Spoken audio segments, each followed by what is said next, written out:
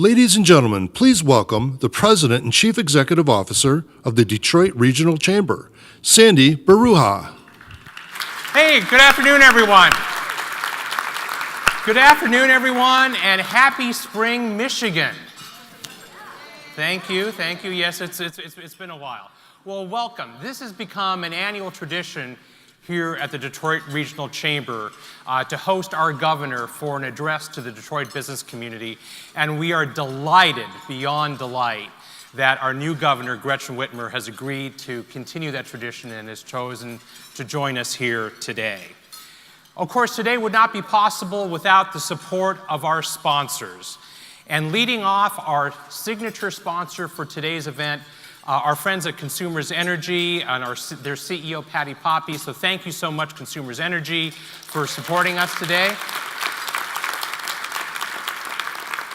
And in addition, there's been 15 other sponsors, and you all have your table sponsors. Thank you so much for your support, not just of this event, but your ongoing support for the work of the Detroit Regional Chamber. We couldn't do our work without you, and we are very, very grateful for your support. So we have known at the Detroit Regional Chamber and respected Gretchen Whitmer for quite some time. In fact, we have known her and respected her so much and for so long that in this most recent election, Gretchen Whitmer was the choice of our Chamber's Political Action Committee in both the primary and the general election in the 2018 election. And I think we did a pretty good job. Governor Whitmer has an extensive record of public service to the citizens of Michigan. Prior to her most recent election as governor of the great state of Michigan, you all know she served as a leader in the state Senate, and before that, in the Michigan House of Representatives. In addition to that, she served as a county prosecutor. In her roles in public service, Governor Whitmer has continually proven her ability to reach across the aisle to get things done for the citizens of Michigan. Just a short list of the things that she helped get done previously was expanding Medicare coverage to more Michigan residents, the grand bargain that was instrumental in Detroit's financial recovery, moving the international trade crossing known as the Gordie Howe International Bridge forward to expand our U.S., Canada, Michigan, Ontario trade and social relationships. And of course, supporting regional transit right here in Southeast Michigan. Of course, she is currently working in her first few days as governor on something that we all know is Michigan's most problematic and vexing problem. And that is to, say it with me, folks, fix the damn roads. She's also working to increase adult education attainment here in the state of Michigan so our citizens and our companies can have the skills that are needed to compete and win in the 21st century. And I'd like to point out that her previous work and her current work all align exactly with the priorities of the Detroit Regional Chamber. So we're very much looking forward to working with this new governor as she implements her agenda for Michigan.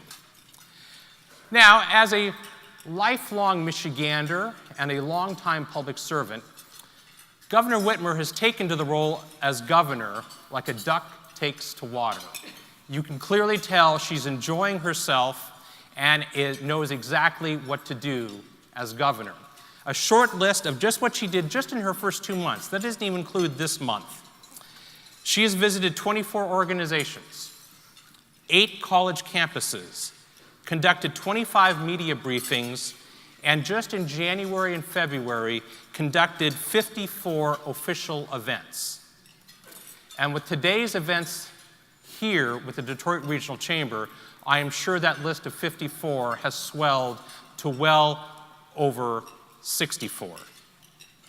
So today, we are delighted for the first time at the Detroit Regional Chamber to welcome our new governor, ladies and gentlemen, the Honorable Gretchen Whitmer.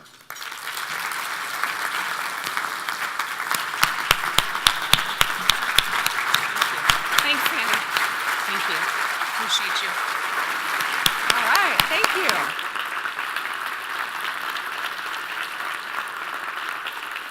Thank you. I am so grateful for the opportunity to be here. And Sandy, I really appreciate your leadership.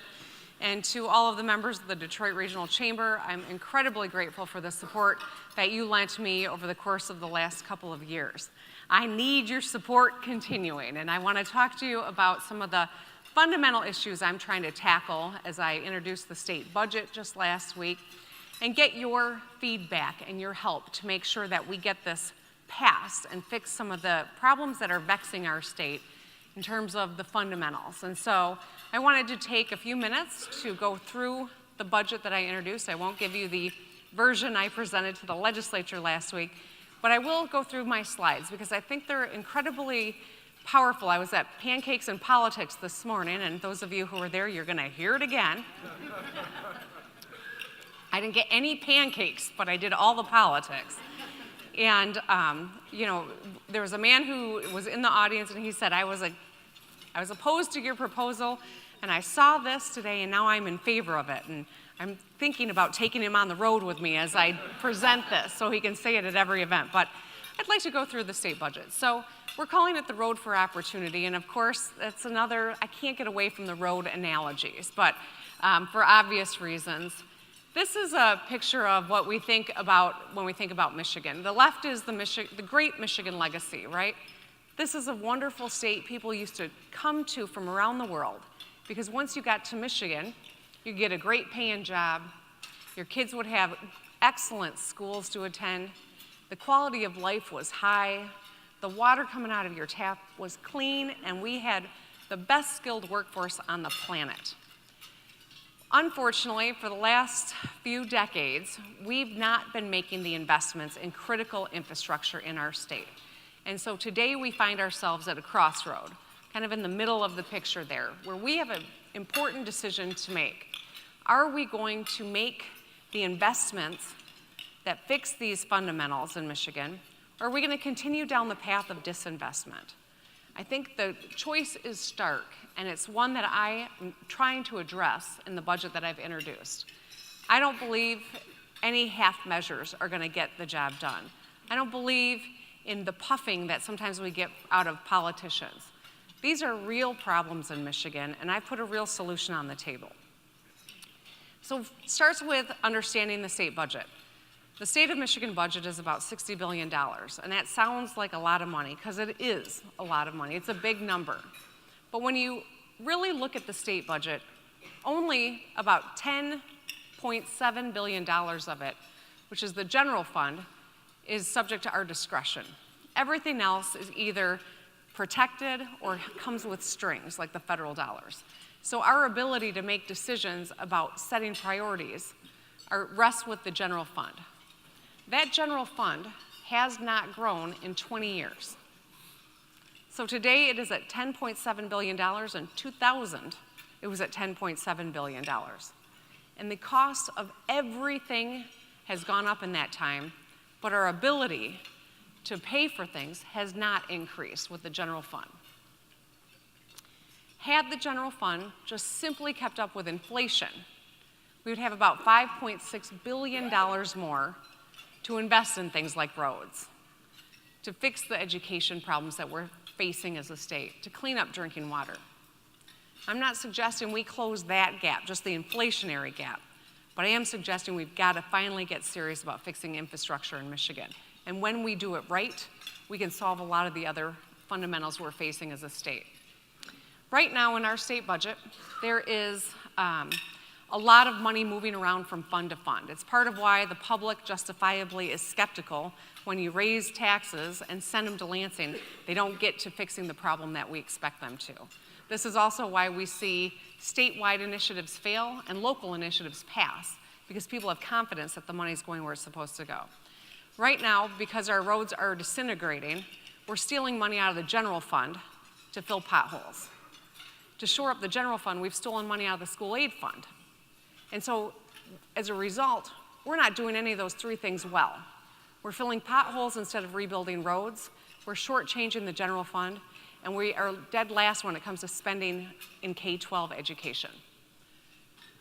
This is the current trajectory we are on in Michigan if we don't do anything to fix the road funding problem. People will say in 2015, gas taxes were increased. Yes, they were. And here was why it was not a real solution, and I know the Detroit Chamber was very skeptical and not encouraged by what the choices were. We are currently at 78% of our roads are in good to fair condition. I know that seems high for anyone who drives the roads. Hard to believe we're even that high. But the standard, the federal standard is 90%. So that shows you how far behind we are from the federal standard. Now in infrastructure, if you're not rebuilding, you're deteriorating, and you're deteriorating rapidly. If we don't change what we're doing right now, we will drop from 78% to 65% in just 2 years. We will drop another 5% to 60% 1 year after that. That is the precipitous fall that we are on. And every drop we have, the solution gets more expensive and the state of our roads gets more dangerous. This is a map of where we have bad roads in Michigan. I use this map for the legislature to make sure they know this is not unique to one part of our state. This is a statewide crisis that we have. This is a depiction of how we rank compared to the rest of the states in the nation. We rank 46th out of 50 when it comes to per capita spending on roads. We rank last amongst our Great Lakes states, and we have received from the American Society of Civil Engineers a D+ for overall infrastructure, D- for our roads specifically. And one study recently told us we're dead last in the country. This is not news to any of us, right? But I think it's important to see how serious the situation is. This is the result of lack of funding for education. This is a depiction of how we rank with 4th grade reading proficiency.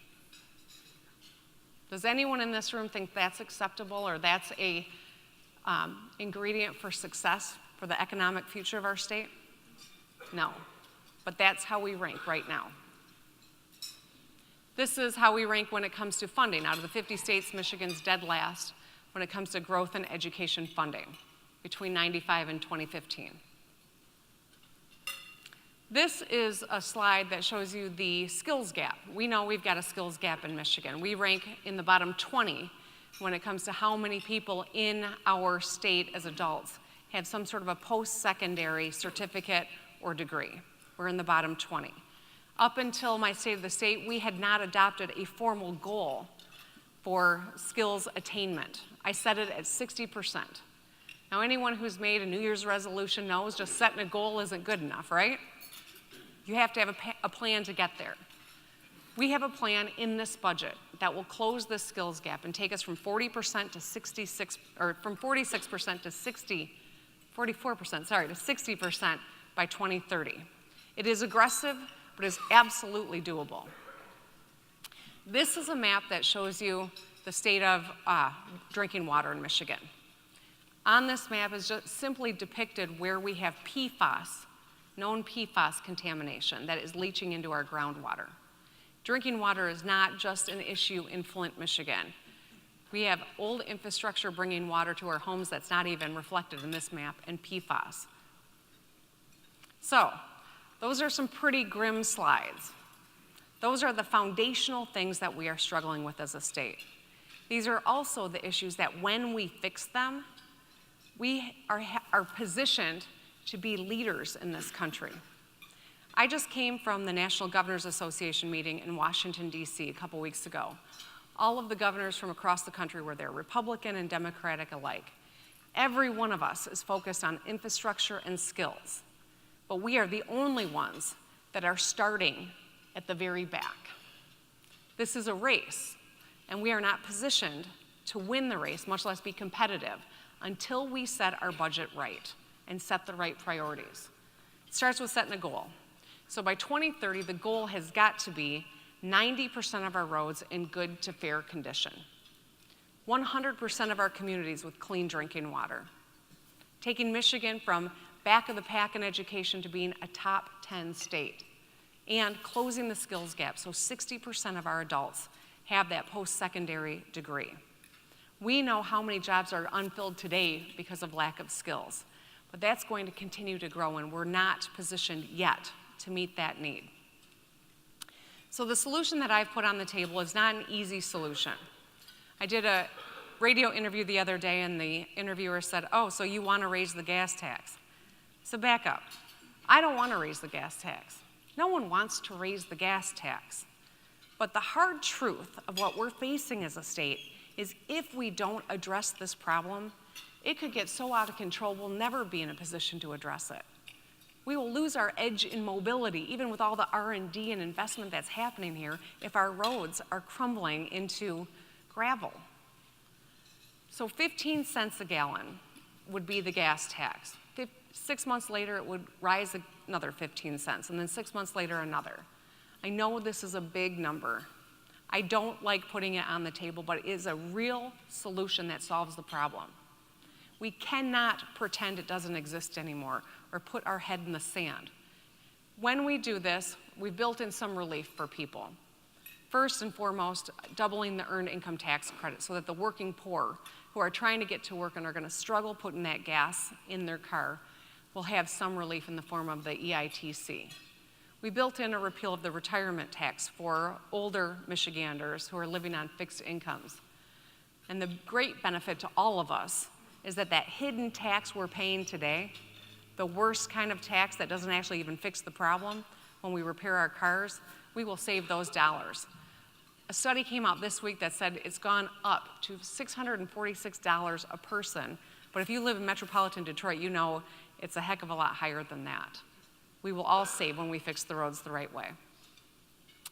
Now, we are not alone. I told you every state's moving toward investing in these things. Here's what they've put on the table in their states. Republican and Democratic alike governors are going forward with fuel tax increases.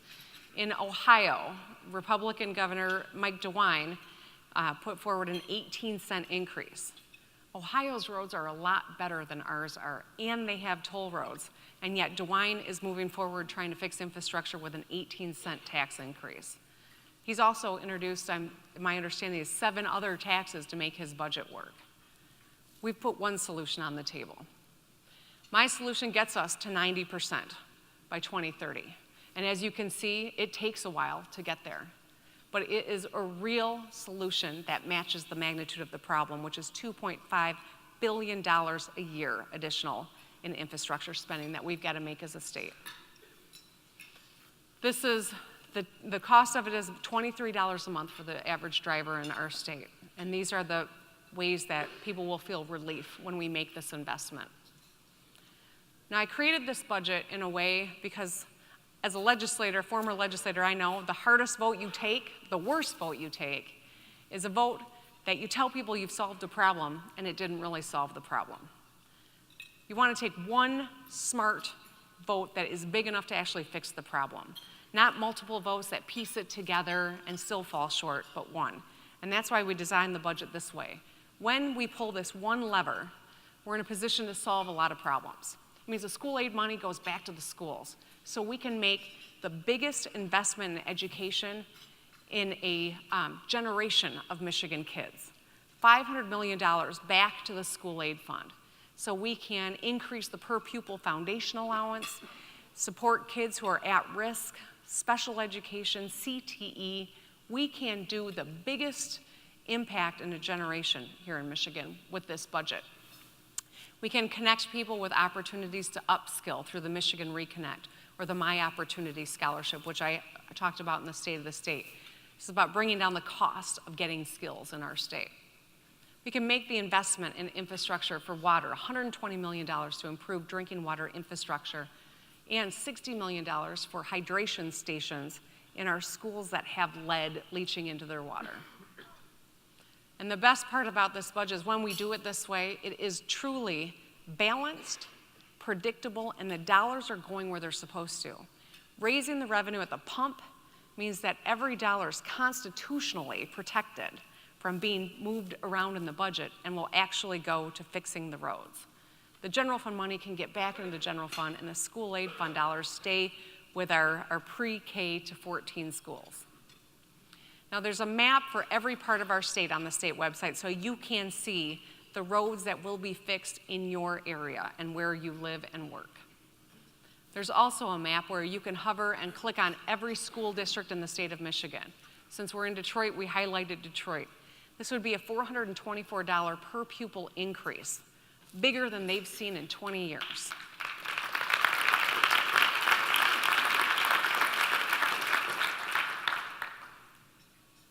And then, of course, this is the goal, right? To make Michigan the place where we show the world divided government doesn't have to look like Washington, D.C. We can work together and solve problems. I'm going to need the help of everyone in this room to get this done. I've not asked the legislature to do something that's easy. If it was easy, it would have been done by now.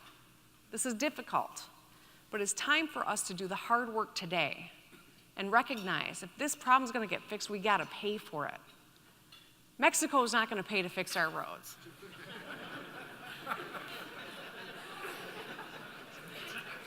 I mean, right?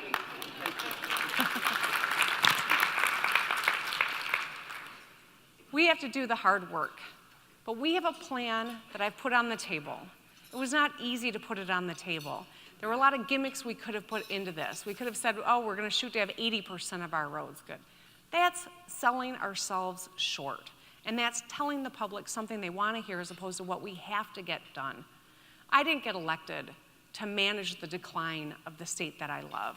I got elected to solve problems, but I need everyone who sees the wisdom here to be a part of this, because I got a legislature that needs the support so that they can take the one historic vote it's going to take to get it done. Thank you.